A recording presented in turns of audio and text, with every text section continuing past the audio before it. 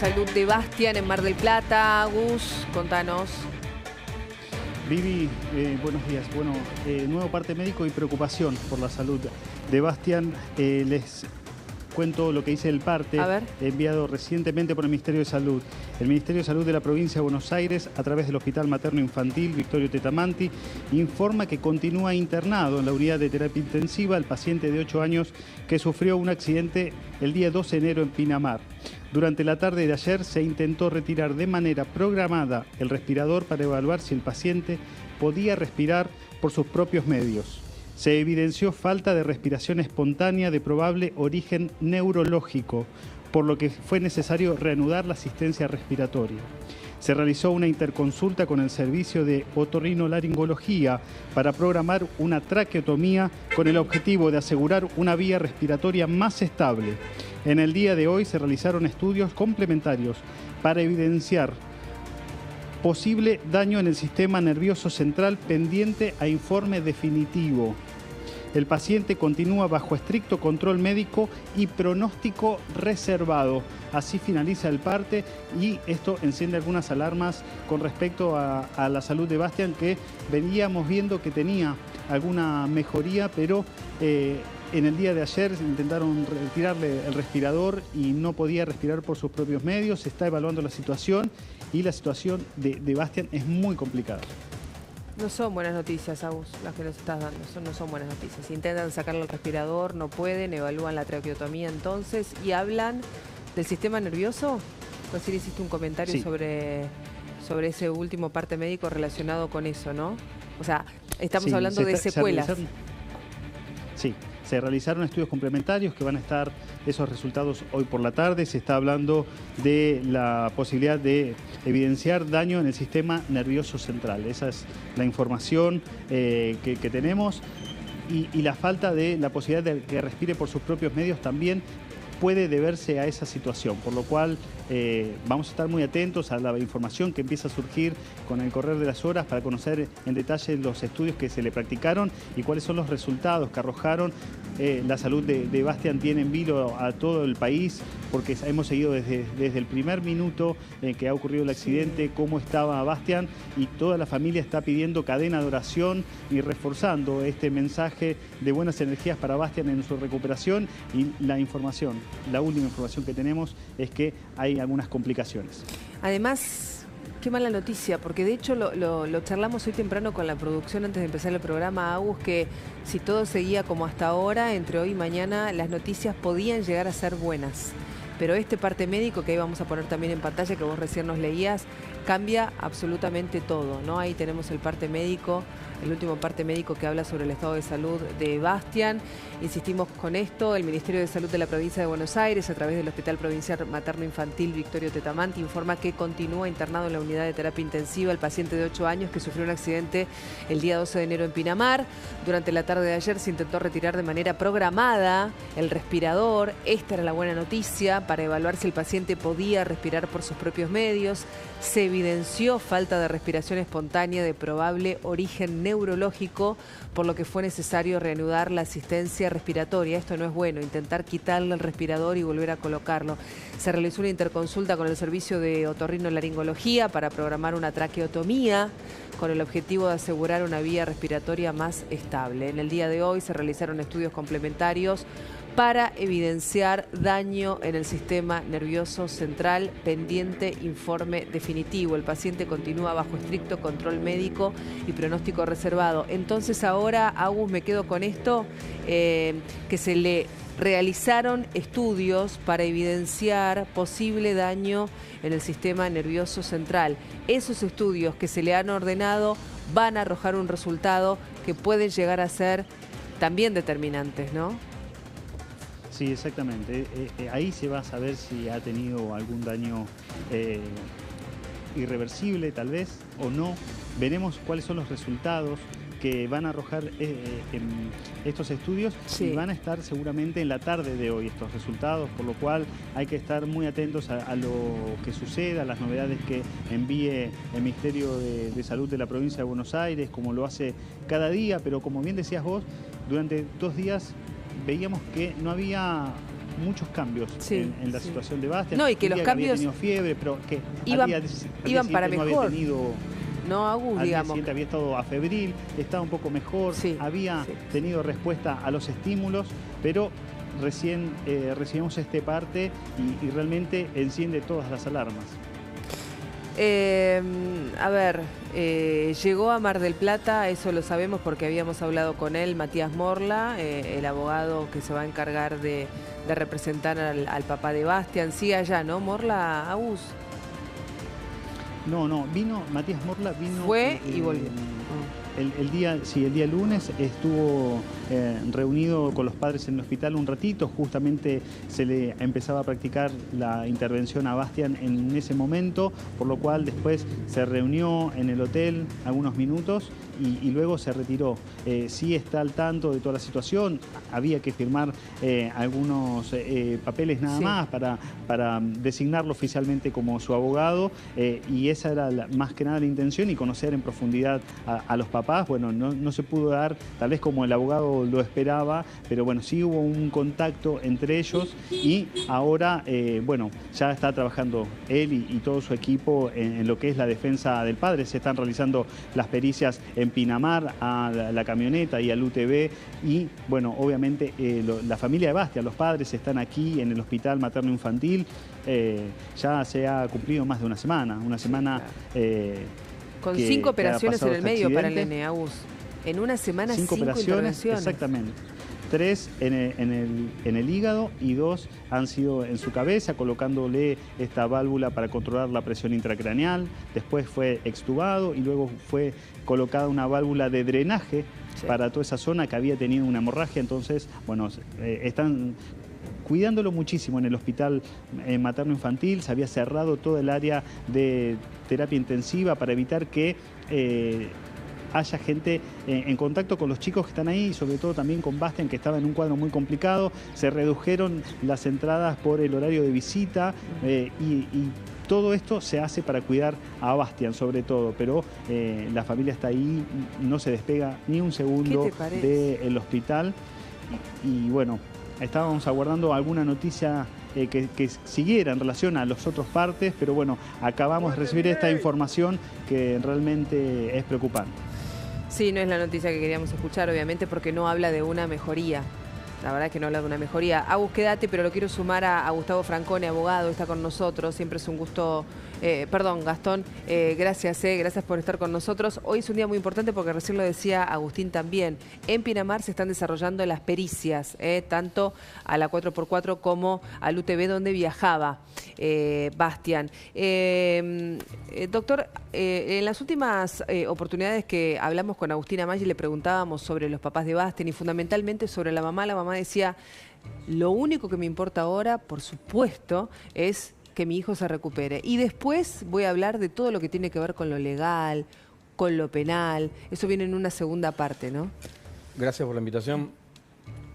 Va a ser difícil ponerle... O sea, la pregunta que me haces ahora te la voy a contestar, pero es difícil ponerle cara al Código Penal. Y la cara hoy es la cara de Bastian. ¿Sí? Entonces es muy difícil con una criatura, con un nene, ponerle cara a un sinnúmero de negligencias que ocurrieron en este caso. La madre tiene absoluta razón que con posterioridad hay que ocuparse de otras cosas. Hoy lo importante es la salud de la criatura.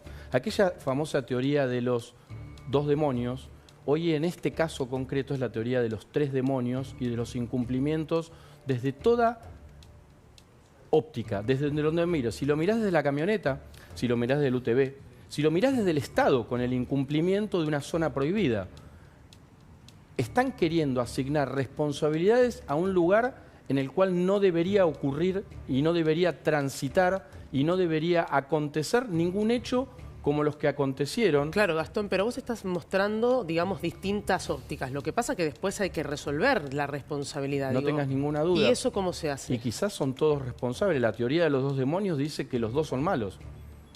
No hay más o menos malo.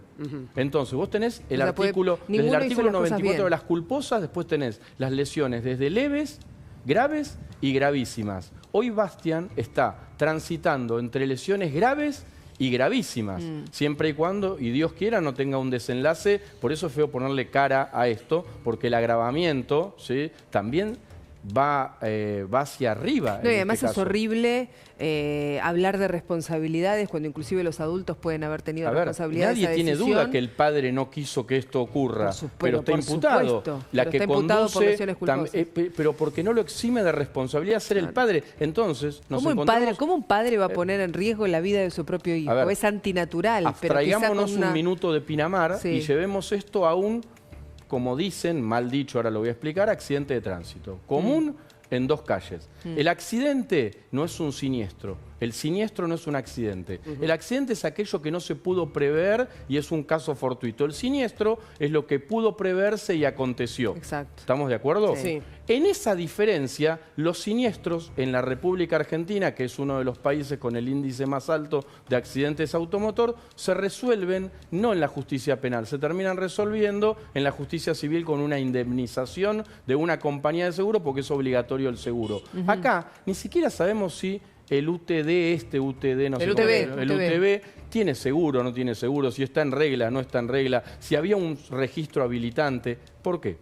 Porque lo voy a explicar desde otra óptica. Vamos a imponer una figura de narcotráfico donde está prohibido el narcotráfico. Sí. Bueno, uno de los empleados del narcotraficante le pide una licencia por matrimonio. Está pidiendo un derecho en donde algo está prohibido. Claro. No existe. Está todo o mal de se base. esguinza un tobillo y hace un juicio por ART. Pero ahora, O sea, en un lugar prohibido, como es un médano en el cual un auto no puede funcionar, una camioneta no puede funcionar, queremos indilgar responsabilidades. Pero entonces ahí ningún reclamo tiene validez porque justamente estás hay que ver qué hablando... dicen las compañías de seguro con posterioridad. Si no porque se te pueden decir, vos no deberías haber estado ahí. Y quizás el UTV, este aparato como un arenero, como decíamos nosotros, termina no teniendo ni seguro. Está bien, pero sobre antecedentes, esto pasa todos los años. Digo, desde que nos... A ver, vamos a dividir la población que nos está escuchando en el que conoce la frontera, el que conoce la frontera por la televisión y el que no conoce la frontera. Lo tenés que dividir así porque los que conocemos la frontera sabemos que es tierra de nadie, es un lugar alocado en el cual cuando vas con nenes chiquitos la pasás muy mal. Yo estuve 2, 3 veces alguna tarde porque me invitaron amigos y tenía hijos chiquititos que hoy son hombres ya grandes, pero eran chiquitos y es un terreno en el cual... En un momento crees que estás en la guerra de las galaxias. Te pasa uno por la derecha, otro por la izquierda, corre, van de contramano. La gente va a hacer lo que no hace en toda su vida y está totalmente loca la persona que pisa ese lugar con una criatura. Totalmente. La gente hace lo que quiere. Déjame que, Agus, voy a retomar con vos en un ratito, así nos das más precisiones sobre el estado de salud de Bastián, el parte médico que acaba de darse a conocer y atentos entonces a estos estudios que le están practicando para saber qué tipo de daño, ¿no?, para ser más concretos con las explicaciones, puede haber llegado al cuerpo de Bastián después de este impacto. Gracias, Agus. Ahora en un ratito reconectamos con vos. Es interesante esto que marca usted, doctor, digamos. En un lugar prohibido, donde la gente no debería estar. ¿Quién va por la derecha? ¿Quién va por la izquierda? Pero ¿quién ¿cómo sube? reclamás? ¿Quién baja? Digo, me pongo... A ver... Imposible ponerse en el lugar de estos padres, pero me pongo en el lugar de los padres que te dicen, a nosotros nos impactó una camioneta. Sí. Y la camioneta que te dice, el UTV no tenía ni banderín, ni idea, yo lo Pero no lo vi. ¿está arreglado? ¿Hay una regla que hay que tener un banderín? ¿Quién lo cumple? ¿O son reglas implícitas y se llaman usos y costumbres del lugar en el cual más o menos creen? Están queriendo hacer una pericia. Pero vos como abogado, digo, yo te digo, mira, quiero hacer una... Es la fiesta de los abogados. Abstraigámonos de la carita de Bastián, un nene de 8 años lastimado. Abstraigámonos de eso. Esta es la fiesta de los abogados. ¿Por qué? Y porque todas esas pericias son nulas, son inimpugnables. ¿Por qué son nulas? ¿No tienen sentido? ¿Cómo producís una pericia en un médano? Que el médano del día 15 no es el médano del 16 porque se lo erosionó el viento. Sí. No tiene la altura, no tiene la forma, no tiene el lugar. O sea, los que conocemos la frontera, cambia el mapa. De la mañana a la tarde puede cambiar. No, de la mañana a la tarde. La montaña se agrandó, se achicó, tiene más puntas. Las provincias se basan de los registros. Puede ser una falta, una frenada. Seguime, ¿y dónde está la...? Por eso. Es imposible. Ahora, pará. Velocidad. ¿Cómo medís la velocidad si no tenés el frenado? ¿Qué había? ¿Un semáforo? No había un semáforo. No. ¿Quién subía? ¿Quién bajaba? Lo van a determinar a la vieja usanza. Exactamente. Entonces van a determinar, venía a exceso de velocidad. ¿Y cuál es el límite en un médano? Como dice Morla, a Matías, que lo conozco, decía, no, la camioneta venía más rápido. ¿Y cuál es el límite? Pero ¿cuál es el límite en esta zona? Pero a ver, si no ¿qué rol que estar juega acá? el municipio también? Porque según el municipio dicen, no, nosotros como es un lugar privado, mucho no podemos hacer. Pero al otro día sacó una ordenanza referéndum del Consejo Deliberante prohibiendo los ingresos. Pregunta y te miro a los ojos y te lo digo. ¿Vos viste si entraron o no después de prohibir los ingresos? Sigue igual. Porque va a seguir igual históricamente. Porque no tienen poder de policía. Esto hay un negocio, y es horrible decirlo, pero hay un negocio que es el turismo de Pinamar, de gente que va a hacer lo que se le prohíbe hacer en su casa, en su country. Todos los que vivimos en un country vemos las maquinitas estas, de todos areneros, tapados todo el verano, todo el invierno, hasta que llega el verano, a que manejen. Los nenes de 10 años, 12, le enseñan a manejar a todos en ese lugar. La verdad que es tierra de nadie, entonces pretender reglar la tierra de nadie y donde no hay derechos, porque ahí está prohibido, vos no podés imponer responsabilidades. Ahora, la responsabilidad existe por el Código Penal, porque la lesión existe. No solo hay lesión, hay daño. Bueno, pero ahí voy, digo, el Código Penal existe. ¿En qué se puede basar tanto los papás de Bastián como el que manejaba la camioneta? En que quizás sean todos condenados, pero sí todo esto tiene una solución, que nadie la quiere aplicar y es compleja, porque es una interpretación jurídica que hacemos los que tenemos, no sé, más de 30 años de derecho penal. El artículo 23 del Código Penal determina que todos los bienes que participan de un delito con una condena son decomisables. ¿Qué significa esto? Te lo traspaso a otra cosa. Yo tengo un arma totalmente registrada, con esa arma cometo un robo. Me agarran en el robo, el arma es parte del decomiso, no me la van a devolver porque sea un arma legal. Yo tengo un auto caro, como 30, 40 mil dólares, como valen estos vehículos, el cual participó en un delito en el cual hay una condena, tienen que ser decomisados por el artículo 23 del Código Penal. O sea, que tiene que haber la condena eso, primero. Te pones media sociedad en contra. Porque los cuatriciclos estarían decomisados, porque hay un incumplimiento, porque los areneros estarían decomisados, porque el auto con patente no puede entrar a ese vehículo, porque los areneros no pueden ser ni siquiera registrados. Si vos querés ir a patentar un UDT, estas cosas, no te los patentan, no se puede. Doctor, quiero sumar a Federico Kohler, que es especialista en capacitación de conducción de este tipo de vehículos. Andrés, o Federico, no sé cómo te dicen, Federico Andrés Kohler. Federico, ¿Qué tal? Buenos días. Un gusto sumarte, gracias. ¿Qué tal? Buenos días. Hablábamos de los UTV puntualmente, ¿no? De este tipo de vehículos que vemos tanto en esta zona, sobre todo prácticamente todos los veranos. ¿Con qué tipo de códigos, con qué tipo, o sea, en qué están encuadrados? ¿En qué ámbito están encuadrados? Decíamos, por ejemplo, discutíamos algo tan nimio como que deberían circular con un banderín para que en esa zona te puedan ver desde abajo de un médano o desde arriba de un médano. Sí, ¿qué tal? Buenos días para todos. Ahí recién los estaba escuchando, hace un ratito los estaba escuchando. Y estoy muy de acuerdo con Gastón, con un montón de las partes de aspecto legal. Yo no soy abogado, así que no me voy a meter en el fino de ese tema, que por eso está acá el doctor para poder dar su punto de vista. Yo creo que hay un problema de base, de raíz, a nivel cultural, y también hay puntualmente un problema generalizado con la falta ¿no? Falta de capacitación, falta de cultura, falta de un montón de cosas. Puntualmente no voy a hacer mucho detalle en el accidente porque hay una familia que está sufriendo y no me parece justo.